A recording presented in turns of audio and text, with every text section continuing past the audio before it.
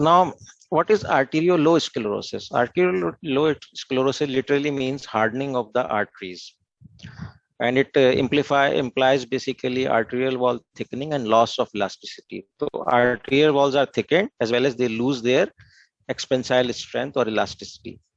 Now there are three general patterns for arteriosclerosis. The first one is the name which I have projected, that is arteriolosclerosis. Arteriolosclerosis simply means the hardening of small arteries and arterioles. It has certain anatomic variants such as hyaline type of arteriolosclerosis and hyperplastic type. In hyaline we have hyalinization of the wall of the vessels, that is deposition of certain protein components, as well as hyperplastic, in which there is actual proliferation of smooth muscle cells. Then there is another category which is called as the Mockeberg's medial sclerosis. This category of arteriolosclerosis is characterized by calcific deposits within the muscular arteries, and it happens in older individuals, typically beyond the age of 50 years. This same calcium deposition may undergo metaplastic change so that it may appear in the form of bone in the vessel wall. As these vessels do not cause obstruction or they encroach on the lumen of the vessel, so the Mockeberg's medial sclerosis is not of much significance. Then we have the third category of arteriosclerosis, that is called as the atherosclerosis. This one is the most important one for us because it has, that it is associated with conditions like ischemic heart disease syndrome, cerebral strokes, ischemia and infarction in certain organs of the body. So it has widespread clinical implications in the form of substantial morbidity and mortality. Now, atherosclerosis is again is basically hardening of the arteries, and it is characterized by formation of specific plaque or lesion, which is called as the atheroma. So we have three categories of arterial involvement in the context of arteriosclerosis, that is arteriolosclerosis, small vessels, Mockeberg's medial sclerosis, calcium deposition, and finally atherosclerosis. Now we come to the important topic of ours, that is atherosclerosis. Atherosclerosis is basically characterized by specific lesions. As I told you, they are referred to as atheromas, or they are also called as atherosclerotic or atheromatous plaques. Now, these plaques have clinical significance because they actually protrude into the lumen of the vessel, and hence they may cause certain level of obstruction, starting from minimal obstruction to complete occlusion of the artery. And this complete occlusion may result in infarction of the supply area. Now, the composition of this plaque, we'll see in subsequent diagrams that it is made up of, it's a very soft, yellow, grumous, crunchy core of lipid, mainly cholesterol and cholesterol esters, and it is covered by a white fibrous cap. And it protrudes within the lumen of the vessel, and hence it is covered by a layer of endothelium. We'll be seeing it in the diagram. Now, besides mechanical obstruction, atherosclerotic plaques may cause weakening of the intima, media, and the arteries, leading to either rupture of these vessels. There could be catastrophic thrombosis, there could be aneurysm formation. So there could be a number of clinical events which may result from this atheromatous plaque. Now, this atherosclerosis, AS, causes far more morbidity and mortality than any other disorder. Almost half of all deaths are a consequence of atherosclerosis. Significant morbidity and mortality are basically related to coronary atherosclerosis, aortic atherosclerosis, and carotid atherosclerosis. And you can well anticipate these major vessels supply some very crucial areas. If atherosclerosis, although it may happen anywhere in the body, but if it happens in these vessels, then they have clinical consequences. Now, Now, atherosclerosis is basically, in essence, is a chronic inflammatory response, and it is driven by basically endothelial cell injury, lipid accumulation, oxidation, and thrombosis. It's a constellation of these components, which include endothelial injury, lipid accumulation, oxidation, and thrombosis. As I've told you, the composition of an atheroma consists of dysfunctional endothelial cells recruited and proliferating smooth muscle cells admixed with lymphocytes and macrophages. The atheromatous plaque has appearance something like this. This is the lumen of the vessel, and here you can see there is a single endothelial lining. Beneath the endothelial lining, there is a fibrous cap. Now, the thickness of this fibrous cap is very important as regards to the mortality of this lesion. We will see subsequently. Then there is a central core, which is composed of basically cell debris, cholesterol, cholesterol, foam cells, and calcium. And here you can see there are certain lymphocytes, macrophages. These are cholesterol clefts, and these are certain blood vessels. Vasovasorum supplying the arteries. Then we have media, and then this is the then we may have adventitia. So it is intima, media, and adventitia. Within the media, we have this sort of lesion, and it is protruding within the lumen of the vessel. Now, what are the risk factors for coronary artery atherosclerosis? Basically, when we study atherosclerosis, we take coronary artery atherosclerosis as a prototype to study atherosclerosis. As I have told you, this process may happen anywhere in the body, in any blood vessel, but certain blood vessels, once they develop atherosclerosis, it has importance for us because of the clinical complications. Now, this basically bar graph represents estimated 10-year risk of coronary artery atherosclerosis under the influence of these 6 risk factors.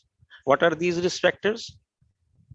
Systolic blood pressure, cholesterol, high density lipoprotein C, diabetes, cigarettes, and left ventricular hypertrophy detected by ECG. Blue represents men, red represents women. And this is a estimated 10-year rate percent. Within 10 years, how much proportion of these individuals may develop the disease. So here you can see in the ultimate sort of risk analysis, if an individual has all these risk factors, that is, he has systolic BP, cholesterol above 200, and HDL low, this is a protective lipoprotein, so it's less than 50, then he is diabetic, he smokes cigarette, and he has evidence of left ventricular hypertrophy. If all these risk factors are there, here you can see that there are 57.5% individuals will develop clinically significant coronary atherosclerosis within 10 years out of 100 individuals. Similarly, women, 56.4 women will develop coronary artery atherosclerosis within 10 years.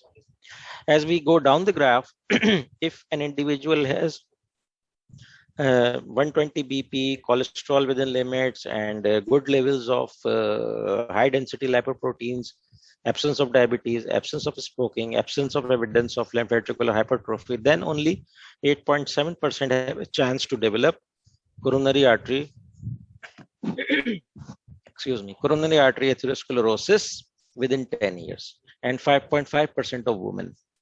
So here you can see these risk factors have significantly basically influenced the risk of coronary artery atherosclerosis. Now, these risk factors are conventionally divided into non-modifiable risk factors, such as increasing age, male gender, family history, and genetic abnormalities. These are non-modifiable because we cannot do much about it. We cannot change the gender, we cannot stop the age, we cannot change the family history, and we cannot change the genetic makeup. So these are non-modifiable. But there are certain modifiable risk factors such as hyperlipidemia, hypertension, cigarette smoking, and diabetes C-reactive protein.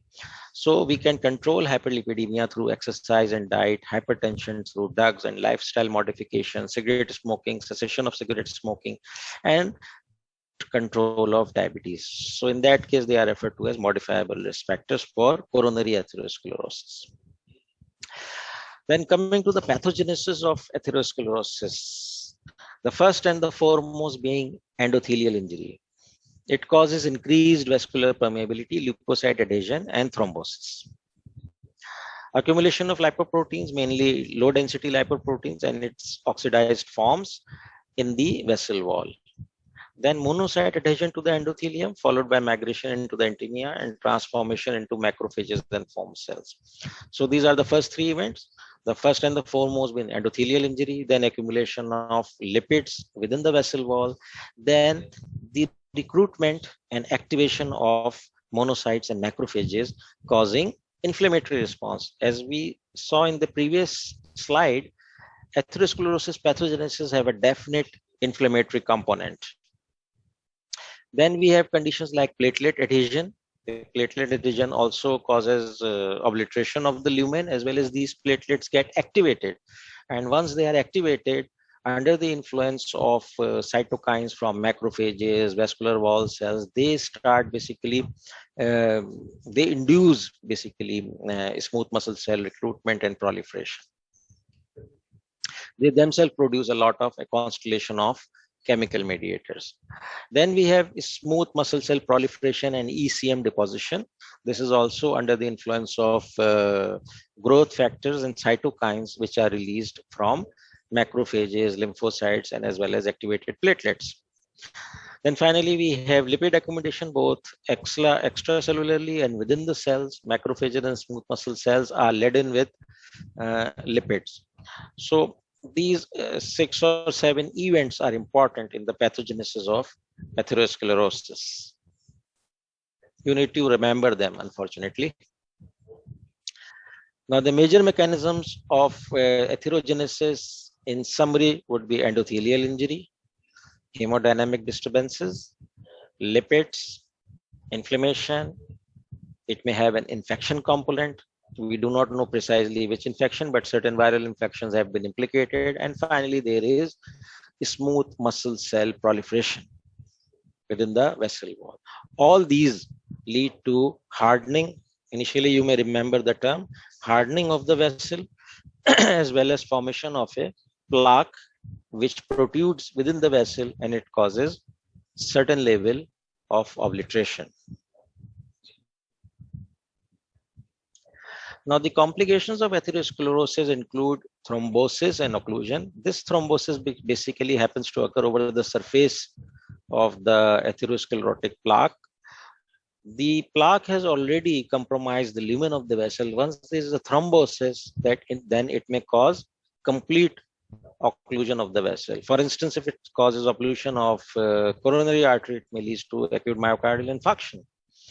Similarly, in cerebral vessel, cerebral infarction.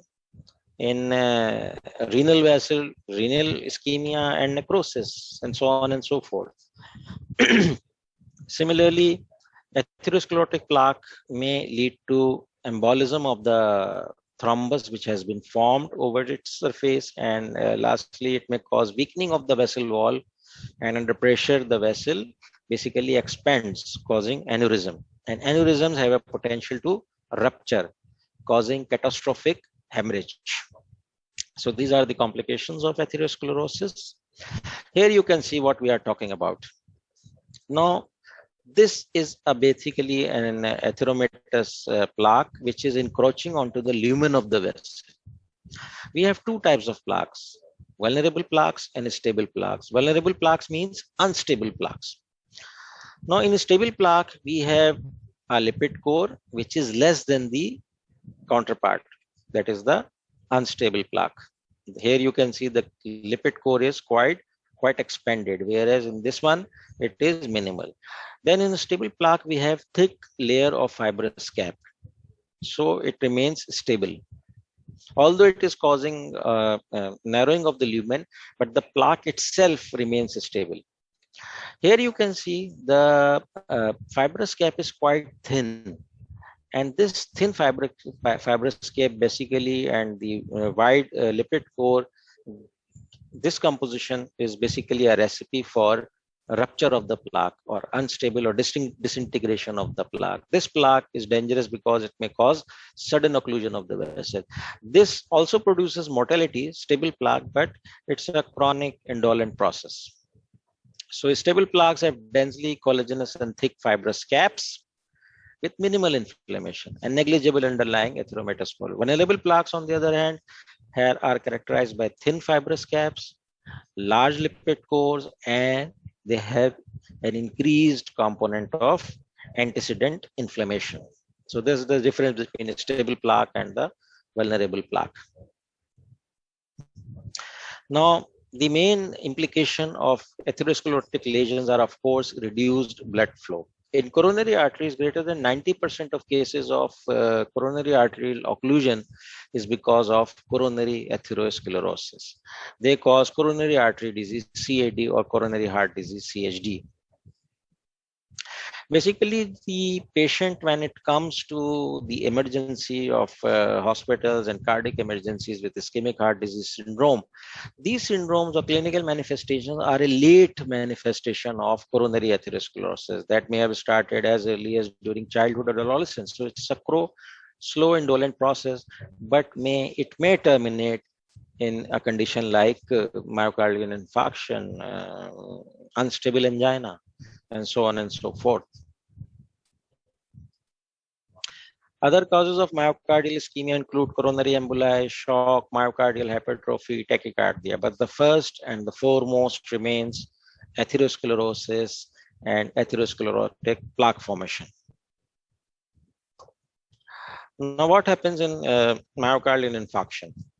Here you can see this is a vessel which is being occluded completely.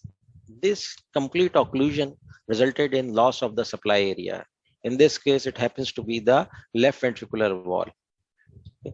Then this is because of the occlusion of the left anterior descending branch of the coronary arteries.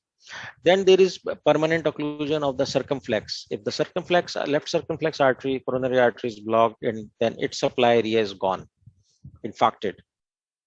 There is ischemic necrosis. Then we have right coronary artery, and right coronary artery causes again infarction of its territory. Now, if this occlusion is not complete, then there could be subendocardial infarction in the supply area. In global hypotension, because of, say, for instance, shock, hypovolumic shock, we have circumferential subendocardial infarction. Not the full thickness of the wall is involved. Similarly, small intramural vessels, if they are occluded, they may cause microinfarcts.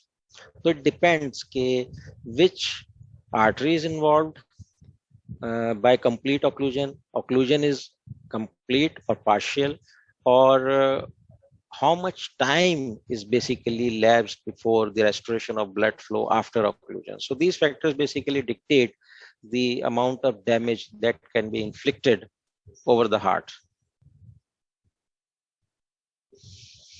Now, the dominant cause of ischemic heart disease syndrome is insufficient coronary perforation relative to myocardial demand due to chronic progressive atherosclerotic narrowing of the epicardial coronary arteries. These coronary arteries, right, anterior, and circumflex, they are epicardial arteries, and variable degree of superimposed acute plaque change, thrombosis, and vasospasm.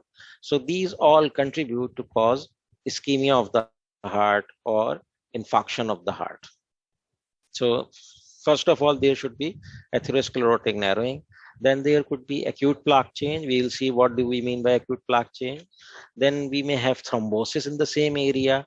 And then there could be a component of vasospasm. All they contribute to cause ischemia of the supply area.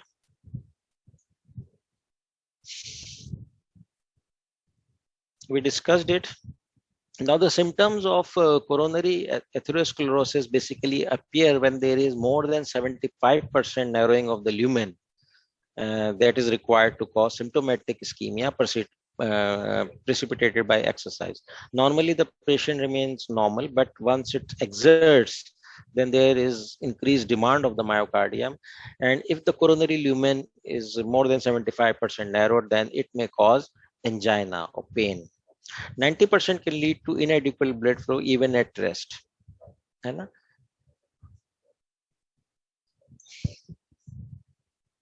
By three vessel disease, we mean involvement of left anterior descending artery, left circumflex artery, and the right coronary artery, and especially first several centimeters of LAD and LCX along the entire length of right coronary artery, and the anterior descending branch is the branch of the right coronary artery. Here you can see there is anterior descending artery, right coronary artery. This one is the right coronary artery. This is the anterior descending branch, and it has acute coronary arterial occlusion, and the supply area is lost. Here you can see the supply area is lost basically. This is the left circumflex artery. So it depends where the atheroma lies. It basically dictates the level of occlusion, the type of vessel, the supply area, and the duration. Here you can see at 0 hour, this area becomes ischemic. At 2 hours, there is a zone of necrosis. And at 24 hours, the whole supply area is basically necrosed. It's lost. So time is important when we consider coronary ischemia and atherosclerosis. Now, what do we mean by acute plaque change? The acute plaque change is basically the one which is causing problem, because you see, atherosclerosis can be a slow chronic process. Right? It's the acute plaque change which causes sudden occlusion of the vessel and ischemia and necrosis of the supply area. Now, by acute plaque change, we mean rupture of the surface of the plaque, superficial erosion of the plaque, ulceration within the plaque, appearance of fissures within the plaque, and deep hemorrhage within the body of the plaque. They may all cause expansion or superimpose thrombosis over the plaque. So plaque changes causes the formation of a superimposed thrombus that partially or completely occludes the affected artery. If it partially occludes the affected artery, then we may have ischemia of the supply area. For instance, in heart, we may have angina, and that may proceed to unstable angina. If it causes complete occlusion, then we may have acute myocardial infarction or sudden cardiac death. These are all ischemic heart disease syndromes, and they are all the complications of these processes: rupture, superficial erosion, ulceration, fissuring, or deep hemorrhage within the atheromatous plaque. Here you can see that this is a normal vessel. Say, for instance, the coronary artery. It's a normal artery with intima, media, and adventitia. Here you can see there is a lipid core and plaque formation. The fixed coronary obstruction because of the chronic slow development of atherosclerotic plaque. It may start at the childhood, and it may lead up to this level in the middle ages or the later ages of life. So this narrowing of the lumen is a fixed one. It doesn't cause any acute sort of symptoms, but on exertion, the patient may experience angina or pain. This is called as the stable angina. The patient at rest remains normal, but once it exerts, then there is chest pain or ischemic pain. Now, platelet aggregation may happen over the surface because of plaque disruption, and it may cause critical narrowing of the already narrowed lumen. Here you can see the narrow is substantially reduced, but still it's a fixed sort of narrowing, and it causes chronic ischemic heart disease. So it's a chronic process. But what about acute plaque change? If there is plaque disruption, then there could be superimposed thrombosis. If this superimposed thrombosis causes substantial occlusion of the vessel, then we may have unstable angina or acute subendocardial myocardial infarction, or even sudden death because of arrhythmias. Now, in this scenario here, you can see the thrombosis has caused complete occlusion of the vessel. In that case, we have acute transmural myocardial infarction or sudden death. So it depends which sort of obstruction is there and what is the time duration of development of the obstruction. In conjunction, we refer all these conditions as acute coronary syndromes. So the acute coronary syndromes are like this: acute myocardial infarction, unstable angina, and sudden cardiac death due to a massive infarct. So these are the consequences. We have discussed it. Stable angina, patient remains normal when he is lying down or at rest, but once he or she exerts, then we have chest pain. Then we have unstable angina. Unstable angina means there is so much critical narrowing of the lumen that patient experiences angina even at rest. And this unstable angina is a forerunner of acute myocardial infarction. If it's not checked, it's not corrected, it's not treated, then there is a quite likelihood that the patient may develop acute myocardial infarction. Then we have myocardial infarction and sudden cardiac death because of sudden occlusion, massive infarcted area, and fatal ventricular arrhythmias. The patient may experience first time myocardial infarction and he dies immediately because of the massiveness of the infarct and uh, the disruption of the electrical circuits of the heart causing fatal arrhythmia. Now, in coronary arterial occlusion, there is initial event is a sudden change in a atheromatous plaque, and when exposed to subendothelial collagen and necrotic plaque, platelets are there. Then there is a whole process of thrombus formation. Okay. Then there is a component of vasospasm which is caused by basically release of mediators from platelets. While treating these patients, we also give antispasmodics so as to relieve the spasm component, so that we may achieve certain level of remission or relief for the patient. Tissue factor activates the coagulation pathway. Within minutes, the thrombus evolves to completely occlude the lumen of the vessel. We discussed it in detail in previous slides. Here you can see what is this indolent process which has started at an early age, at a young age, or a preclinical phase. Here you can see this is a normal vessel. First, there is a fatty streak which appears. The fatty streak gets converted into a fibrofatty plaque, and then the fibrofatty plaque may cause critical obliteration of the lumen. But this process may take years and years to develop. Okay. These lesions are not of much significance, but once there is surface disruption, then they may cause occlusion. Whereas these lesions definitely cause chronic ischemic heart disease, and these patients are very prone to develop complete occlusion, plaque disruption, because there is a massive plaque disruption, thrombosis, embolism, and infarction.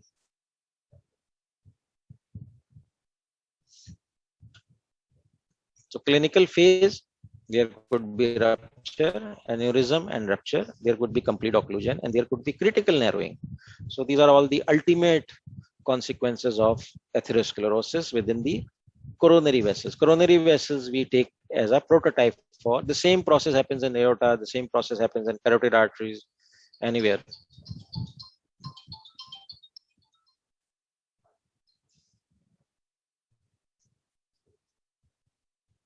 Excuse me, just a minute.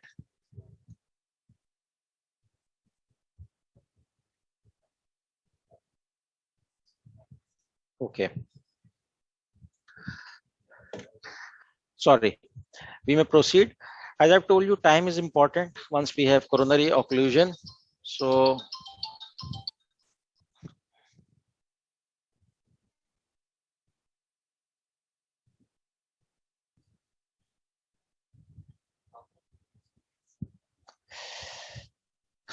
now first, initially within seconds, we may have ATP depletion. Then we may have loss of contractility, less than 2 minutes. ATP reduced to 50% of normal within 10 minutes. Within 40 minutes, the ATP has gone to 10% of normal, and irreversible injury ensues 20 to 40 minutes after occlusion of the vessel. Then we may have microvascular injury greater than after 1 hour. So time is important once we encounter these patients, and they need to be treated within this time as early as possible so as to salvage or prevent massive destruction of the myocardium or heart. This is not important. Then the next topic of ours was congenital diseases. Congenital diseases, I thought, they are basically classified into left to right shunts, such as atrial septal defect, ventricular septal defect, patent ductus arteriosus.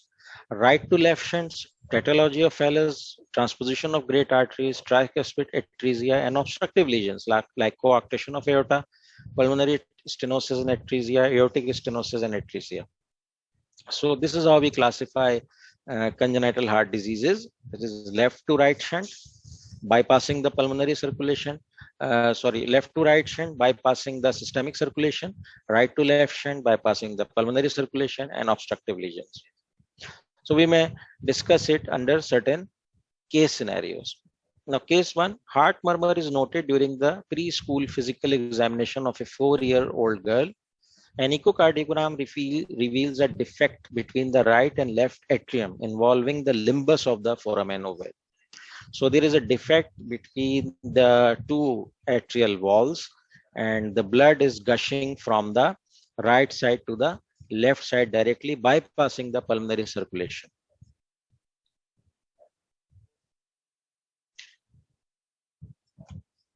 So there is a gushing of blood from left side to right side, okay? And this is called as the left to right shunt. And this is called as the atrial septal defect. There is some defect in the interatrial septum. Here you can see, because pressures are more in the left atrium than the blood is basically entering into the right atrium. This is a left to right shunt. Atrial septal defects are basically of two types. One is called as the ostium secundum, which is the commonest type, 90%. The other one is called as the ostium primum. But the ostium secundum basically is the true deficiency of atrial septum, and basically it's not the patency of foramen ovale. It is the actual deficiency in the septum formation. That is called as the ostium secundum. Commonly occur in the middle portion of the septum, vary in size from a trivial opening to a large defect of the entire fossa ovalis. Small defects, no clinical significance, but large defects, yes, left to right shunting may occur in large defects, causing dilation and hypertrophy of the right atrium and ventricle. Ostium primum is also a deficiency of the interatrial septum, but it basically remains adjacent to AV valves, and there is some abnormality of the AV valve leaflet. So in the first case, we have basically this child, and it has a defect which is involving the limbus of the foramen ovale. It's actually in the body of the foramen ovale. That's why it is because of atrial septal defect, ostium secundum type, which is the commonest type. Then we have a 5-year-old boy, which is found to have a heart systolic murmur heard at the left fourth intercostal space. The child has a history of recurrent pneumonias and respiratory tract infections. An echocardiogram reveals a heart defect and biventricular cardiac hypertrophy. Cardiac catheterization discloses pulmonary hypertension. Now, in this scenario, we have a 5-year, again a child. We have heart systolic murmur, which basically they persist throughout the systole and is at the left fourth intercostal space. Now, this child has recurrent pneumonias and respiratory tract infection, which means there is definite involvement of the pulmonary vasculature. And echocardiogram shows basically there is biventricular hypertrophy and a defect in the interventricular septum.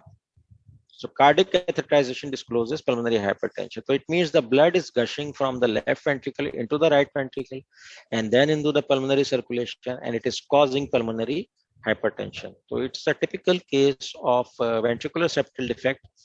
It's the most common type of congenital heart disease.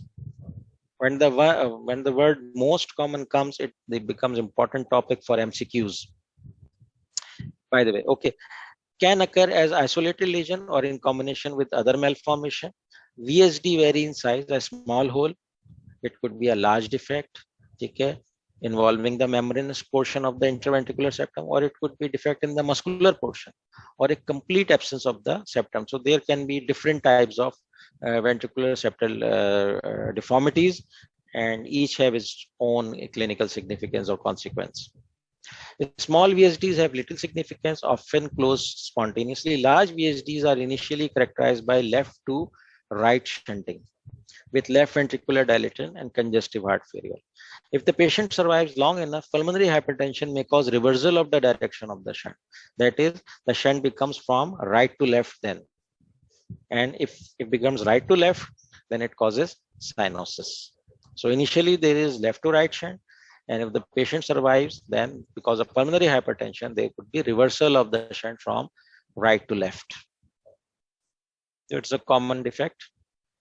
Here you can see left ventricular hypertrophy. There is gushing of blood under pressure into the right ventricle, from right ventricle into the pulmonary tree.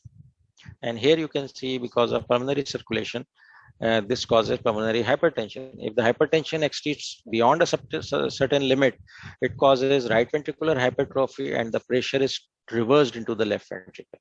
So this is all physiology. You must have discussed it somewhere in the physiology as well. Case 3.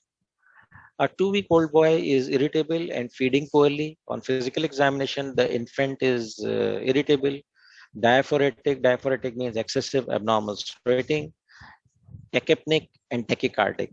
All these findings are there, and the boy is only 2 weeks old. There is circumoral cyanosis surrounding the mouth, which is not alleviated by nasal oxygen. A systolic thrill and murmur are heard along the left sternal border. An echocardiogram reveals a heart defect in which the aorta and pulmonary artery form a single vessel that overrides a ventricular septal defect. This is again, these are very typical findings. Here we have a ventricular septal defect, then we have a overriding trunk, aorta and pulmonary tree. Basically, they are disposed or dextraposed, and their actual anatomical location is disturbed. Okay, they are overriding the basically ventricular septum. There is symptoms, signs like circumvarial cyanosis, which is not relieved by oxygen. Then the condition of the child itself is quite irritable, feeding poorly, diaphoretic, irritable, tachypneic, and tachycardic. These are all the features which basically they appear in truncus arteriosus. Truncus arteriosus refers to a common trunk for the origin of the aorta, pulmonary arteries, and coronary arteries. It results from absent or incomplete partitioning of the truncus arteriosus by the spiral septum during development. Most infants with persistent truncus arteriosus have torrential pulmonary blood flow. It means they have very rapid, gushing, high pressure pulmonary blood flow, which leads to heart failure. So this was the case of truncus arteriosus. Then case 4. A 2-week-old girl is found to have a harsh murmur along the left sternal border. The parents report that the baby gets bluish when she cries or drinks from her bottle. Echocardiogram reveals a congenital heart defect associated with pulmonary stenosis, ventricular septal defect, dextraposition of the aorta, and right ventricular hypertrophy. Again, here we have pulmonary stenosis, number 1, ventricular septal defect, dextraposition or abnormal position of the aorta. Aorta usually is on the left side. In this case, it's basically is deviated to the right side, and right ventricular hypertrophy. Again, this is a 2-week-old girl with harsh systolic murmur over the left sternal border. And the patient this is typical history. The baby gets bluish when she cries or drinks from her bottle. When she exerts, then she becomes bluish. And we have these 4 or 5 abnormalities. These 4 or 5 abnormalities are typical of Tetralogy of Fallot, in which we see pulmonary stenosis, ventricular septal defect, dextraposition of the aorta, and right ventricular hypertrophy. So it is the most common cyanotic congenital heart disease. The most common congenital heart disease is the ventricular septal defect, but the most common cyanotic congenital heart disease is basically Tetralogy of Fallot. It comprises of 10% of all congenital heart diseases. In this disease, cyanosis appears shortly after birth or in early infancy due to right to left shunting of venous blood from right ventricle into the aorta, directly into the aorta, bypassing the whole of the pulmonary circulation and the left atrium and ventricle. The aorta overrides the ventricular septal defect and receives blood from both ventricles. Narrowing of the pulmonary artery impedes the entry of blood into the lung, thereby increasing the pressure in the right ventricle. Ultimately, these patients also develop right ventricular hypertrophy. So these 4 or 5 findings are typical, not very difficult to pick and detect. Tetralogy of Fallot. I think this is the last case. An 8-month-old girl with Turner syndrome is brought to the emergency room by her parents, who complain that their daughter is breathing rapidly and not eating. She is breathing rapidly. Physical examination reveals tachypnea, pallor, absent femoral pulses, and a murmur heard at the left axilla. There is hypertension in the upper extremities and low blood pressure in both legs. A chest X-ray shows notching or scalloping of the ribs. This is again a very typical sort of congenital anomaly. In this case, it is associated with Turner syndrome. Turner syndrome, you know, it's an axo condition in which we have absent Y chromosome. It's brought to the emergency room by her parents. Okay? In this case, we have very typical findings. That is hypertension in the upper extremities and low blood pressure or hypotension in the lower extremities. There is a murmur again at the left axilla, and a chest X-ray shows notching or scalloping of the ribs. The hypertension of the upper extremities implies that the obstruction is there could be in the aorta, but it is beyond the origin of the upper limb vessels. Number one. Number two, the low blood pressure in the legs implies that the obstruction, the blood vessels for lower limbs and lower part of the body have their origin from aorta, but this obstruction is before their origin. It means that upper extremities have hypertension and lower extremities have low blood pressure. There is notching or scalloping of the ribs means the aorta is encroaching. It's basically enlarged, expanded, and it is encroaching onto the ribs, causing notching or scalloping. Okay, and the condition is associated with Turner syndrome. So it's the third category of congenital heart disease. The first one was the left to right shunt.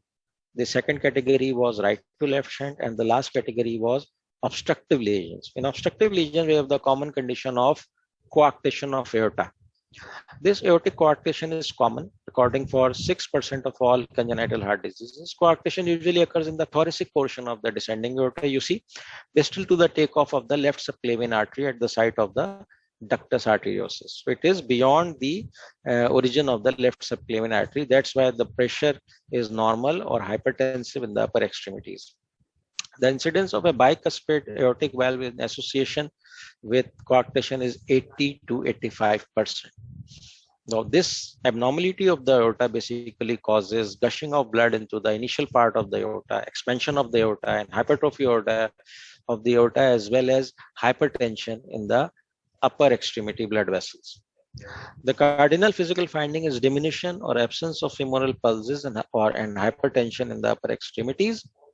Notching, absence of femoral pulses means very low volume blood in the lower extremity femoral artery.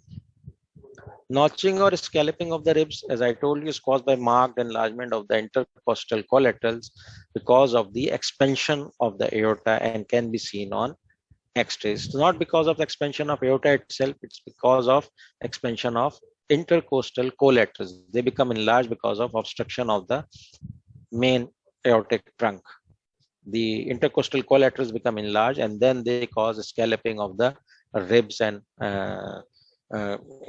in the thoracic cage because they are in the very proximity of the bone of the ribs.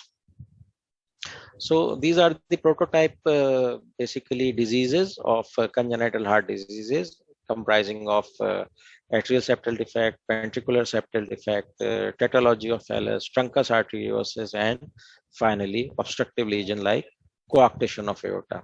So you need to understand these key scenarios and study them accordingly. So they are not very difficult to pick because there are certain very characteristic findings. With that, we come to the conclusion of our session today. I hope you understand these things. You may copy the lecture and you may study and you may email me for any questions and queries, because it's not possible here in limited time to answer each and every question. Thank you very much.